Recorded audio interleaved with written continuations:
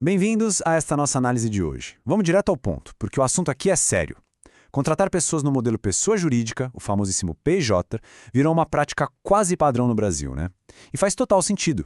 A gente sabe que as empresas procuram esse modelo para reduzir encargos, para ter uma flexibilidade muito maior e, claro, simplificar as relações comerciais. Só que, por trás dessa busca super compreensível por eficiência, tem um risco jurídico gigantesco escondido que muitas vezes é completamente invisível para quem empreende. E aí a gente cai na grande questão, a pergunta de ouro que toda empresa precisa fazer antes de redigir uma linha de contrato. Afinal, isso é uma prestação de serviço autônoma de verdade ou é só um emprego disfarçado? No papel, o modelo parece incrível para todo mundo. Os profissionais geralmente levam um valor líquido maior para casa do que levariam pela CLT. Mas o X da questão é justamente essa linha super tênue entre uma terceirização redondinha dentro da lei e uma fraude trabalhista pura e simples. Então, para destrinchar o tamanho desse desafio, a gente vai passar por 5 pontos bem objetivos nessa explicação. Primeiro, o risco do contrato PJ em si, depois, os 4 pilares da CLT, a diferença entre autonomia e fraude, o impacto financeiro de um processo e, no fim, os passos super práticos para reduzir esses riscos de vez. Bom, entrando na nossa primeira sessão, o risco do contrato PJ. Chegou a hora da gente derrubar um dos maiores mitos do mundo corporativo. Olha só, é absolutamente impressionante a quantidade de negócios hoje operando com uma falsa sensação de segurança. Tem uma lenda urbana fortíssima de que é só pedir para o profissional abrir um CNPJ, mandar aquela nota fiscal todo fim de mês e colocar uma cláusula em negrito no contrato dizendo não há vínculo empregatício, que pronto, a empresa construiu um escudo impenetrável contra a justiça do trabalho. Mas vamos ser muito francos. Um pedaço de papel não serve de armadura nenhuma se a rotina do dia a dia contar uma história completamente diferente. Papel aceita tudo, a prática não. E é exatamente isso que nos leva a essa constatação muito forte. No direito do trabalho, a realidade pesa muito. Sabe o que isso significa na vida real, lá dentro dos tribunais? Significa que os juízes trabalhistas aplicam um princípio chamado primazia da realidade. Ou seja, eles vão olhar para o que realmente acontece no chão da fábrica, no escritório, no dia a dia e ignorar solenemente o que está escrito nos documentos. Se a prática tem cheiro de emprego, cor de emprego e rotina de emprego, aquele contrato PJ chique que foi assinado não vale absolutamente nada. Legal. Agora avançando para a segunda parte. Os 4 pilares da CLT.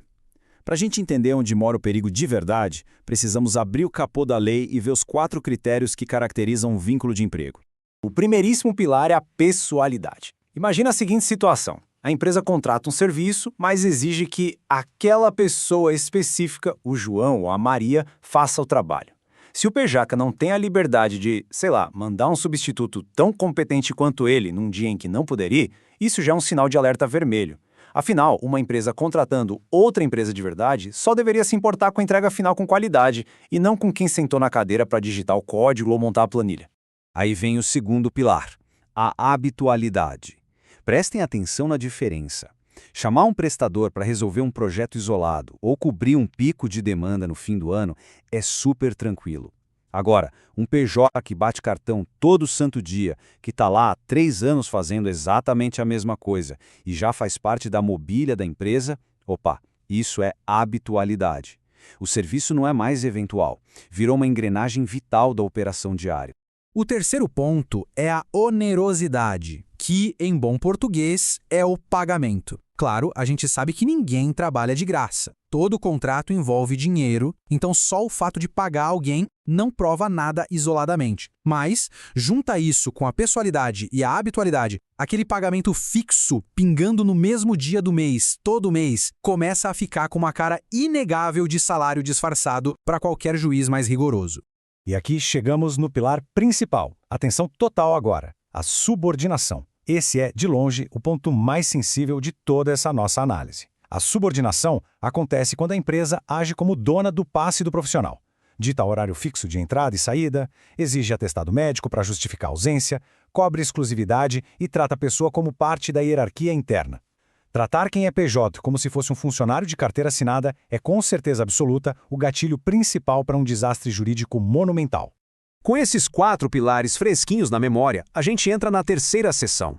É aqui que precisamos separar quem é autônomo de verdade de quem está numa fraude trabalhista evidente. Vamos ver isso na prática. Isso aqui ilustra perfeitamente o dia a dia corporativo. Dá uma olhada nesse comparativo. Do lado esquerdo, a gente tem a receita do desastre, o cenário de altíssimo risco, o consultor PJ, que bate ponto das 9 às 18, usa e-mail da empresa, responde a um coordenador e ainda pede permissão para tirar uns dias de descanso. Gente, isso é emprego puro, não tem outra palavra. Já do lado direito, o cenário de baixo risco, o prestador real. Esse profissional tem múltiplos clientes, é o dono exclusivo da própria agenda, assume os riscos da própria empresa e, o mais importante, é cobrado pelo projeto que entrega, não pelo tempo que fica com a luz do Skype verde. E nossa, tem uma manobra específica que é um verdadeiro tiro no pé. É aquela jogada clássica de demitir um funcionário da CLT na sexta-feira e magicamente recontratar a mesma pessoa como PJ na segunda-feira. Tudo igual, mesma cadeira, mesmo chefe, mesmas tarefas. Essa é a maior de todas as bandeiras vermelhas. Isso grita no sistema e é visto pela justiça como uma manobra escancarada e de má-fé só para não pagar imposto e encargos da folha. Mas calma lá, só para deixar tudo nos eixos. Contratar empresas prestadoras não é ilegal, tá? Muito pelo contrário. O próprio Supremo Tribunal Federal, com as recentes discussões do tema 1389, já deixou claro que a terceirização é lícita. Só que tem um detalhe enorme aí. Essa decisão não é um passe livre. O Supremo não deu autorização irrestrita para a gente pegar funcionário comum e transformar a empresa de fachada do dia para a noite. A lupa da justiça sempre vai focar nisso. A pessoa tem autonomia de verdade para trabalhar ou é só um teatro? Bom, e se um tribunal decidir que foi tudo um grande teatro? Aí chegamos à nossa quarta sessão, o preço de um processo. E acredite, o tombo é grande. Se a justiça bate o martelo dizendo que o PJ era, na verdade, um funcionário disfarçado, a avalanche financeira é avassaladora. O profissional ganha o direito de receber tudo, muitas vezes com juros e correção que não foi pago lá atrás. A gente está falando de acumular férias com 1/3 a mais, 13º salário de todos os anos, depósitos de FGTS que nunca foram feitos, aviso prévio, cada hora extra trabalhada e não contabilizada, além das multas. Dependendo de quanto tempo durou a relação e do valor da nota fiscal, o rombo no caixa da empresa é gigantesco. Sem falar na dor de cabeça com a Receita Federal depois e o estrago que isso faz na reputação da marca. Cientes de todo esse estrago potencial, vamos para a quinta e última parte. Como a gente blinda a operação. Vamos para os passos práticos para reduzir esses riscos de vez. A excelente notícia no meio disso tudo é que tem salvação. Dá para estruturar um modelo de terceirização super seguro. Existem basicamente 4 passos práticos e urgentes que precisam ser aplicados para garantir que esses contratos de serviço fiquem blindados e não virem uma dor de cabeça lá na frente. O primeiro passo é o mais lógico, mas é o que o pessoal mais erra: alinhar o papel com a vida real. O contrato precisa ser muito cirúrgico, ele tem que descrever exatamente qual é o escopo do projeto, quais são as entregas, os prazos, os honorários e deixar explícita a ausência de controle de jornada. Só que, como a gente já viu bastante aqui, o melhor contrato redigido pelos melhores advogados do mundo não vai adiantar nada se, na prática, a rotina não der autonomia técnica real para aquele prestador. Passo 2. Cuidado com a língua. As palavras que a gente usa no dia a dia importam demais. Chamar quem é PJ de nosso funcionário, falar em dar um feedback de RH ou usar termos como salário e chefe joga sua defesa no lixo na frente do juiz. É preciso reeducar a cultura interna. O dinheiro pago é honorário. O trabalho é cobrado por entrega ou escopo. E a pessoa não é funcionária, ela é prestadora de serviço ou a empresa contratada. Ponto. O que engata perfeitamente no nosso terceiro passo, e olha, é aqui que muita empresa grande cai. O treinamento dos gestores. Não adianta o departamento jurídico fazer um super trabalho se o líder direto escorrega na operação.